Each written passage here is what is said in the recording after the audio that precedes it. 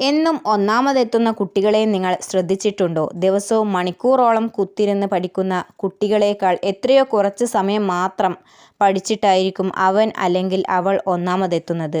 ഇത് കാണുമ്പോൾ നിങ്ങൾക്ക് നിരാശയും ദേഷ്യവും തോന്നിയേക്കാം. എനിക്ക് ബുദ്ധിയില്ലാത്തത് കൊണ്ടാണോ എന്ന് നിങ്ങൾ സ്വയം ചോദിച്ചേക്കാം. സത്യം അതല്ല. ഇത് നിങ്ങളുടെ കുഴപ്പമല്ല, നിങ്ങളെ പഠിപ്പിച്ച രീതിയുടെ കുഴപ്പമാണ്. എന്നാൽ കുറച്ച് വിദ്യാർത്ഥികൾക്ക് മാത്രം അറിയാവുന്ന ഒരു രഹസ്യ ഫോർമുലയുണ്ട്. ഒരു ശാരീരിക വിദ്യാർത്ഥിയെപ്പോലും ഒരു ജീനിയസാക്കി മാറ്റാനുള്ള ശക്തമായ ഫോർമുല. ഇത് നിങ്ങളുടെ പഠനത്തിൽ മാറ്റം വരുത്തും. നിങ്ങളുടെ പഴയ പഠന രീതി ഒരു മാറ്റം വരുത്തുക. എന്തുകൊണ്ടാണ് നിങ്ങൾ ഇപ്പോഴും പുറകിൽ നിൽക്കുന്നത് എന്ന് നിങ്ങൾ ചിന്തിച്ചിട്ടുണ്ടോ? കാരണം നിങ്ങളുടെ പഠന രീതി തെറ്റായ രീതിയിലാണ്. ഒരു പുസ്തകത്തിലെ മുഴുവൻ അധ്യായവും വായിച്ചത് മനസ്സിലായി എന്ന് കരുതി ആത്മവിശ്വാസത്തോടെ പരീക്ഷ എഴുതുമ്പോൾ മറന്നുപോയ ഒരു അനുഭവം നിങ്ങൾക്കുണ്ടോ? ഒരു ടൈം ടേബിൾ ഉണ്ടാക്കി ഇത് എന്തായാലും ഞാൻ ഫോളോ ചെയ്യുമെന്ന് മനസ്സിലുറപ്പിച്ച് 3 ദിവസങ്ങൾ കഴിയുമ്പോഴേക്കും അത് പാളിപ്പോയ ഒരു അനുഭവം നിങ്ങൾക്കുണ്ടോ?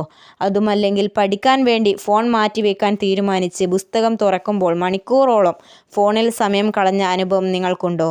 ഇതിലേതെങ്കിലും ഒന്നിന് നിങ്ങൾ ഉത്തരം അതെ എന്നാണെങ്കിൽ നിങ്ങളുടെ പഠനരീതി പൂർണ്ണമായും തെറ്റാണ്. അത് മാറ്റിയില്ലെങ്കിൽ നിങ്ങൾ ഒരിക്കലും മുൻനിരയിൽ എത്താൻ പോകുന്നില്ല. പഠനം ഒരിക്കലും ഒരു ഭാരമാകാത്ത കുറച്ച് സിസ്റ്റമുണ്ട്. പഠിക്കേണ്ടത് തലച്ചോറിനെയാണ്. നിങ്ങൾ പഠനം എന്നത് ഒരു ഭാരമാക്കരുത്. ഒരു കായിക താരം എങ്ങനെയാണോ ഒളിമ്പിക്സിൽ ശരീരം പരിശീലിപ്പിക്കുന്നത്, അതുപോലെ നിങ്ങൾ നിങ്ങളുടെ തലച്ചോറിനെ പരിശീലിപ്പിക്കുക. നിങ്ങൾ കഠിനമായി പഠിക്കാതെ പകരം കൂടുതൽ സ്മാർട്ടായി പഠിക്കുക. വലിയ മാറ്റങ്ങൾക്ക് വേണ്ടി കാത്തുനിൽക്കുന്നതിന് പകരം ദിവസവും ഓരോ ശതമാനം മാത്രം മെച്ചപ്പെടുത്തുക. ഒറ്റ ദിവസം കൊണ്ട് 10 മണിക്കൂർ പഠിക്കുന്നതിന് പകരം ദിവസവും 30 മിനിറ്റ് പൂർണ്ണമായും ശ്രദ്ധ കേന്ദ്രീകരിച്ച് പഠിച്ചു തുടരുക. എന്നിട്ട് പതുക്കെ സമയം കൂട്ടുക. ഒരു വിഷയം ബുദ്ധിമുട്ടാണെങ്കിൽ എല്ലാം കൂട്ടി ഒറ്റയടിക്ക് പഠിക്കാതെ ഓരോ ദിവസവും ഓരോ ചെറിയ ഭാഗം മാത്രം പഠിക്കുക. നമ്മുടെ തലച്ചോറിന് വലിയ മാറ്റങ്ങളേക്കാൾ പൊരുത്തപ്പെടാൻ കഴിയുന്നത് ചെറിയ സ്ഥിരമായ മാറ്റങ്ങളെക്കുറിച്ചാണ്. കാലക്രമേണ 1% മെച്ചപ്പെടുത്താൻ വലിയ വിജയമായി മാറും. കൂടുതൽ മണിക്കൂർ ശ്രദ്ധയില്ലാതെ പഠിക്കുന്നതിന് പകരം 25 മിനിറ്റ് സമയം ശ്രദ്ധ കേന്ദ്രീകരിച്ച് ഫോണോ മറ്റ് ശല്യങ്ങളോ ഇല്ലാതെ പഠിക്കുക. ശേഷം ഒരു ബ്രേക്ക് എടുക്കുക. നടക്കുക, വെള്ളം കുടിക്കുക, അതുപോലെയുള്ള കാര്യങ്ങൾ ചെയ്യുക. ഒരു കാരണവശാലും ഫോൺ ഉപയോഗിക്കാൻ പാടില്ല. ഇങ്ങനെ 4 തവണ ആവർത്തിച്ച് പഠിക്കുക. എന്തുകൊണ്ടെന്നാൽ മനുഷ്യൻ്റെ തലച്ചോറിന് കുറഞ്ഞ സമയം മാത്രമേ ഫോക്കസ് ചെയ്ത് പഠിക്കുവാൻ കഴിയൂ. ഇത് മടുപ്പ് ഒഴിവാക്കാനും ഓർമ്മശക്തി വർദ്ധിപ്പിക്കാനും സാധിക്കും. വെറുതെ വായിച്ച് മനഃപ്പാഠമാക്കുന്നതിന് പകരം ഓരോ കാര്യങ്ങളും വായിച്ച് അതിനെ ആഴത്തിൽ ചിന്തിച്ച് മനസ്സിലാക്കി പഠിക്കുക. ഓരോ കാര്യം പഠിച്ചതിന് ശേഷം അത് ഒരു കുട്ടിയെ പഠിപ്പിക്കുന്നത് പോലെ ലളിതമായ രീതിയിൽ മനസ്സിലാക്കി പഠിക്കുക. ആ ഭാഗം വീണ്ടും വീണ്ടും പഠിക്കുക. മറ്റൊരാളെ പഠിപ്പിക്കാൻ ശ്രമിക്കുമ്പോൾ നിങ്ങളുടെ തലച്ചോറിൽ അത് ഒരു ആഴത്തിൽ തറച്ചു നിൽക്കാൻ സാധിക്കും.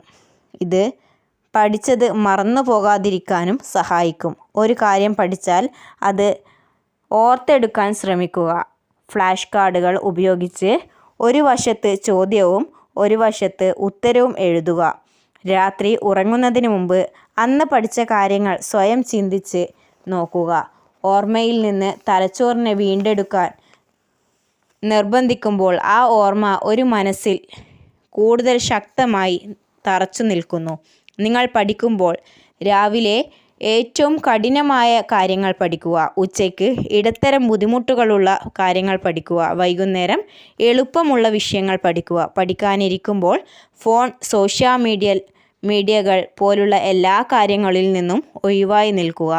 പഠിക്കുന്നതിനു മുമ്പ് കുറച്ച് സമയം മെഡിറ്റേഷൻ ചെയ്യുന്നത് കുറച്ചുകൂടി ശ്രദ്ധ കേന്ദ്രീകരിക്കാൻ സാധിക്കും.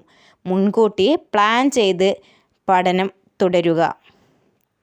ഒരു മരം നടുന്നതിന് മുമ്പ് നിലമൊരുക്കുന്നത് പോലെ പഠനം ഭാരമാകാത്ത രീതിയിൽ എല്ലാം മുൻകൂട്ടി പ്ലാൻ ചെയ്യുക. ഓരോ ആഴ്ചയുടെ തുടക്കത്തിലും ആ ആഴ്ച പഠിക്കാൻ പോകുന്ന കാര്യങ്ങൾ എഴുതി വെക്കുക. ഓരോ ദിവസവും ഉറങ്ങുന്നതിന് മുമ്പ് അടുത്ത ദിവസം എന്താണ് പഠിക്കേണ്ടത് എന്ന് തീരുമാനിക്കുക. വലിയ കാര്യങ്ങളെ ചെറിയ രീതിയിലാക്കി വേർതിരിക്കുക. ഇത് പഠനം എളുപ്പമാക്കും. ഇത് പഠനത്തിൽ സ്ഥിരത നിലനിർത്തുകയും ചെയ്യും.